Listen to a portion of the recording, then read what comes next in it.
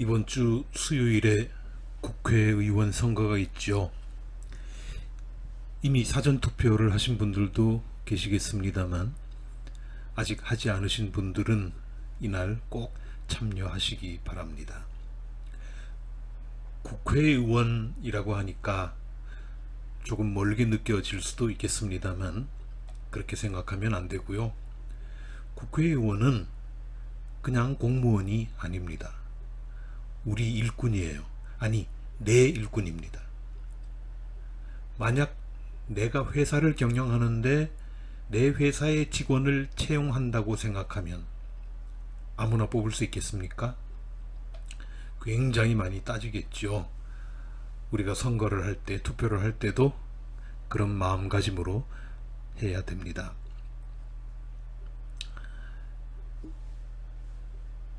왜냐하면 그 사람들이 내 돈, 여러분의 돈을 관리하잖아요. 그리고 여러분과 여러분의 가족의 미래를 설계할 사람들입니다. 그러니까 꼭 투표하시기 바랍니다. 오늘도 함께 예배드리는 여러분 모두 위에 부활의 은혜가 폭포수처럼 쏟아지기를 주님의 이름으로 축복합니다.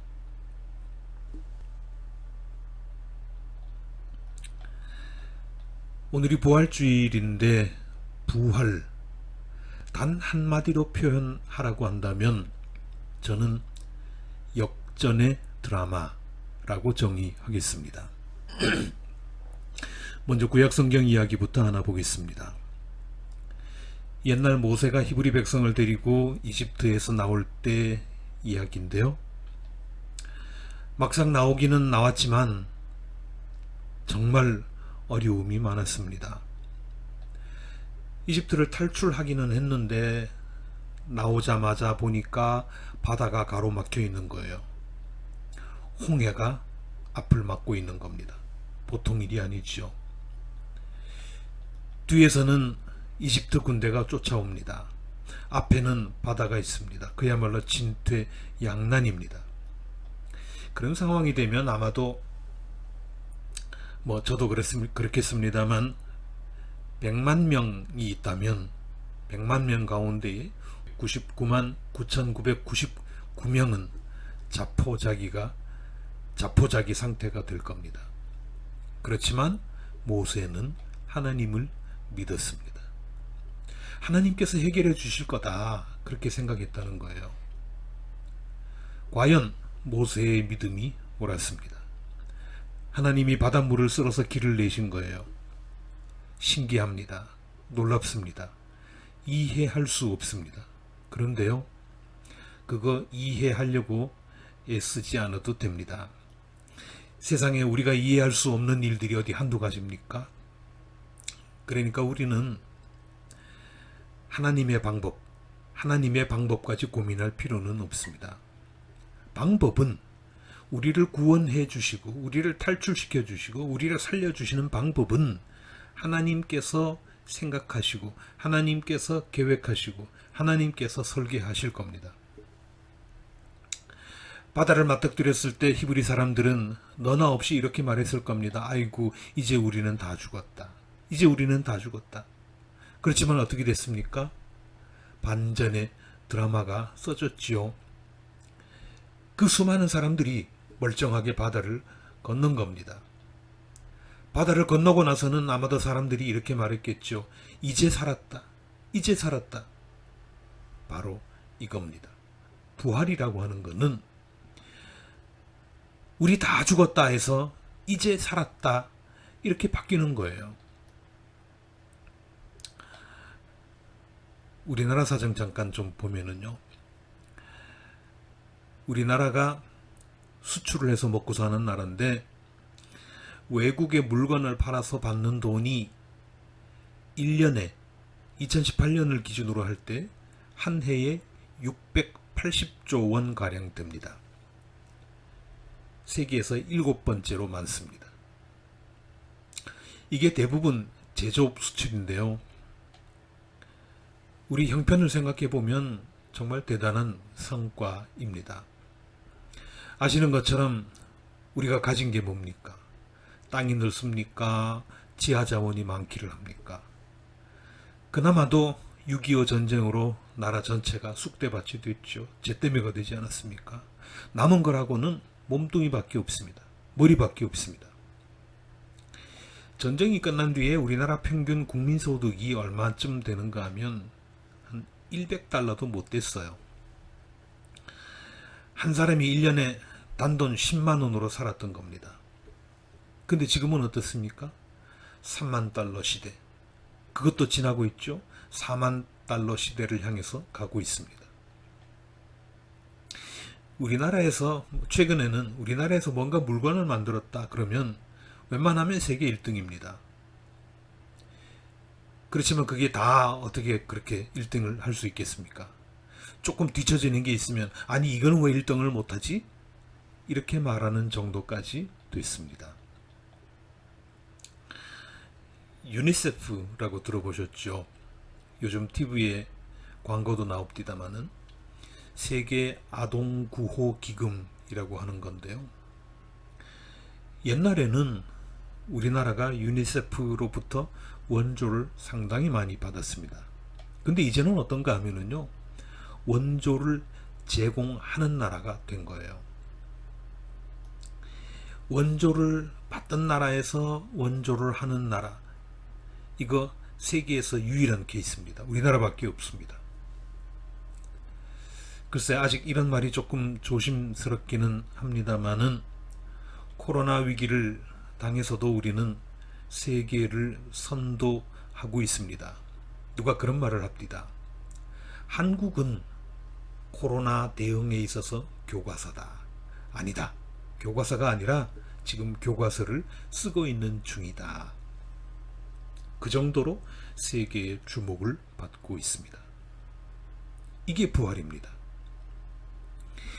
히브리 사람들에 의해서 보신 것처럼 한 민족이 통째로 수장당할 뻔했지만 멀쩡하게 살아서 오히려 적들이 수장되는 것을 보는 것, 이게 부활 아닙니까?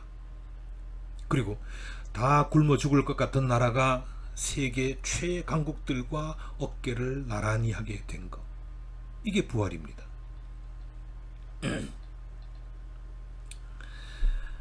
한간에 많이 회자되는 유행어를 보면은요, 그 시대를 알 수 있습니다. 우리나라가 70년 전에 그렇게 가난하게 살았지만 지금부터 20년쯤 전, 그 당시에 우리나라에서 크게 유행하던 말 혹시 기억하시나요? 웰빙이었습니다. 웰빙. 어떻게 하면 좀 더 인간답게 살 수 있을까? 어떻게 하면 좀 더 존엄하게 살 수 있을까? 좀 더 평안하게 복되게 살 수 있을까? 그런 고민을 했다는 거죠. 그랬는데 그러다가 한 10년쯤 지나니까 그때는 또 바뀌었습니다. 그때 유행어가 뭐였냐 하면 힐링이었습니다. 많이 들어보셨죠? 힐링, 치유 아닙니까? 내가 뭔가 치유를 받아야 되겠다. 치유가 필요한 시대가 됐다는 겁니다. 그렇게 되니까 자연스럽게 뒤따라서 유행하게 된 게, 인기를 얻게 된 게 먹방. 먹는 거를 사진을 찍고 비디오를 찍어 가지고 올리면 그게 그렇게 인기가 있는 거예요.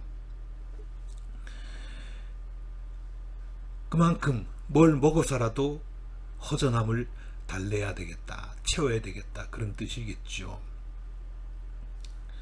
그러더니 한 5, 6년쯤 전부터는 무슨 말이 나왔는가 하면 헬조선이라고 그래요. 헬조선, 헬 지옥입니다. 조선, 우리가 지옥 같은 시대를 산다, 그런 얘기겠죠.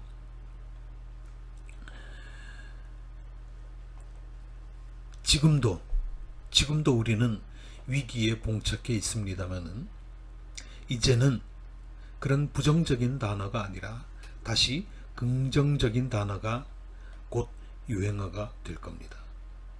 글쎄요, 그게 뭐가 될지 저도 궁금합니다만 어쨌든 우리는 부활할 것입니다. 헬조선에서 벗어나서 살기 좋은 나라, 웰빙 나라, 그런 쪽으로 아마 가게 될 겁니다.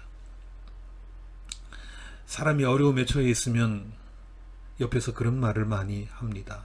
이럴 때일수록 긍정적인 마인드를 가져야 해. 긍정적인 말을 많이 해야 해. 저도 그런 얘기 했죠. 물론 대단히 중요합니다. 그렇게 하면 분명히 효과도 있습니다. 그렇지만 그거는요, 사정이 어지간할 때 이야기고요. 정말 치명적인 상황일 때, 엄청난 고통을 당할 때, 엄청난 고난을 당할 때는 그것만 가지고는 안 됩니다. 임시 처방은 될 수 있을지 모르지만 그게 근본적인 해결책은 아니라는 거예요.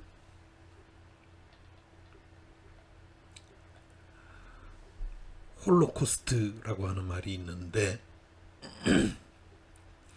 세계 제2차 대전 당시에 독일의 히틀러가 사람을 1000만 명이나 넘게 잡아다가 죽였습니다. 어떤 사람을 잡아들였는가 하면 유대인, 집시, 장애인, 동성애자, 정치범, 이런 인간들은 세상에 살아있을 이유가 없다, 멸절시켜야 된다, 그래가지고 다 잡아들였습니다. 그때 히틀러한테 체포당해서 수용소에 갇힌 사람들, 말로 다 할 수 없는 극심한 고통을 당했습니다. 어차피 죽여야 할 놈들 잘 대접해 주겠습니까? 밥인들 제대로 주겠습니까?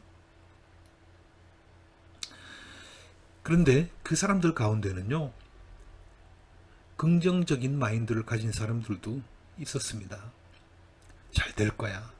곧 해결될 거야. 금방 끝날 거야. 이렇게 말하면서 서로 위안을 삼습니다. 희망을 가집니다. 그런가 하면 한편 상황을 아주 비관적으로 보는 사람들도 있었습니다. 그 사람들은 이렇게 생각합니다. 이거 쉽게 끝날 일이 아니야. 여기서 벗어나기는 힘들어. 견뎌야 해. 버텨야 해. 그런데 놀라운 결과가 있습니다. 뭐냐 하면 그 죽음의 소굴에서요, 끝까지 생존한 사람들, 끝까지 살아남은 사람들, 어떤 사람들이었겠습니까? 긍정적인 마인드를 가지고 잘 될 거야, 잘 될 거야 했던 그 사람들이겠습니까? 아니었습니다. 아니었습니다. 긍정적인 말을 하면서 상황을 낙관하던 사람들은요, 어느 순간 급격하게 무너졌습니다. 돌아가는 꼴이 자기들이 생각했던 거하고는 아주 다르거든요. 어느 정도는 견뎠지만 견딜 수 있는 한계점, 임계점이 오니까 그냥 무너져 버린 거예요. 살아야 되겠다고 하는 의지의 끈 놓아버렸습니다. 그렇지만 상황을 냉정하게 본 사람들은요, 비록 희망의 불빛은 아주 희미했지만 여기서 살아나갈 가능성은 극히 적다고 봤지만, 낮다고 봤지만, 그 사람들은 어떻게 살았는가 하면 독한 마음을 먹었습니다. 어떤 일이 있어도 나는 인간다움을 잃지 않겠다, 그런 마음을 다졌습니다. 그래서 그 사람들은요, 목숨을 걸고 그 귀한 물을 구해다가 세수를 했습니다. 죽을 지경이었지만 양치하는 거 빼먹지 않았습니다. 사실 우리도 밖에서 들어와서 피곤하고 그러면 이빨 닦는 거, 세수하는 거 귀찮죠. 그러나 이 사람들 생각하면 그러면 안 됩니다. 그 사람들은 그 죽을 상황 속에서도 개인위생 철저하게 지켰습니다. 독하게 견뎠습니다. 그 사람들이 끝까지 살아남은 거예요. 웬만한 어려움 앞에서는, 다시 말해서 고만고만한 고난 앞에서는 긍정 마인드를 가지면 큰 도움이 됩니다. 좀 더 빨리 수렁에서 빠져나올 수 있습니다. 그런데요, 정말 심각한 어려움 속에서는, 극한의 고난 앞에서는 그거 가지고는 안 됩니다. 어떻게 해야 돼요? 독해져야 됩니다. 그래야 끝까지 살아남을 수 있습니다. 그래야 부활의 기회를 포착할 수 있습니다. 부활의 찬스가 왔을 때 그래야 놓치지 않는다는 거예요. 일제강점기 때 마남수라고 하는 사람이 있었습니다. 만세를 부르다가 시위를 하다가 경찰에게 붙잡혀 갔는데, 이 사람은 그래도 고등보통학교를 나왔습니다. 그것 때문에 남보다 더 모진 매를 맞았습니다. 경찰이 이런 얘기를 합니다. 아니, 배울 만큼 배운 놈이, 남보다 크게 국가의 은혜를 입은 놈이 불온한 시위에 가담해, 소요에 가담해, 너는 죽어야 돼. 이래서 마남수는 채찍으로 등을 맞았습니다. 강목으로 정강이를 맞았습니다. 눈앞에 세상이 뒤집힐 지경이었습니다. 죽음이 코앞이었습니다. 그렇지만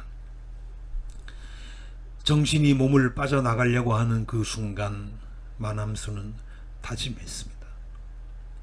여기서 죽으면 안 된다. 여기서 죽으면 안 된다. 죽더라도 나가서 죽어야 한다. 살아서 나가야 한다. 여기는 내가 죽을 자리가 아니다. 그렇게 이를 악물고 버티어서 그 힘으로 혼절하지 않고 살아남았다. 그런 이야기가 있습니다. 성경에 보면 예수님의 부활 이야기가 곳곳에 나오죠. 저는 예수님의 부활 기사를 읽을 때 입이 쩍 벌어지는 장면이 하나 있습니다. 물론 부활이라고 하는 사건이 그 자체로도 놀라운 일이기는 하지만, 죽었다가 살아나는 게 그게 보통 일입니까? 그렇지만 어쩌면 이럴 수가 있을까 하는 게 있다는 겁니다.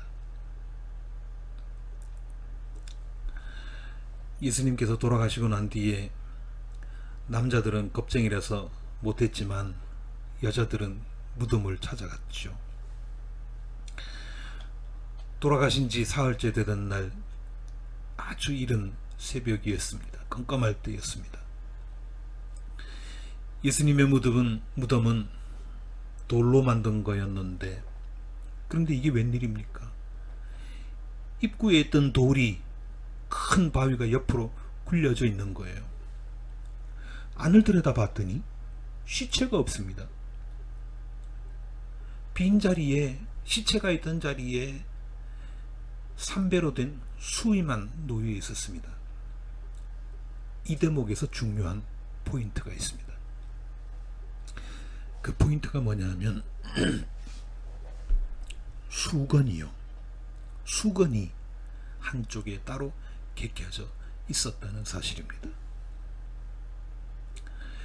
깜깜한 새벽에 무덤 안을 들여다본다는 것도 무서운 일인데, 당연히 있어야 할 시체가 없다. 이건 더 무서운 일이죠. 그것도 그렇다고 치고요.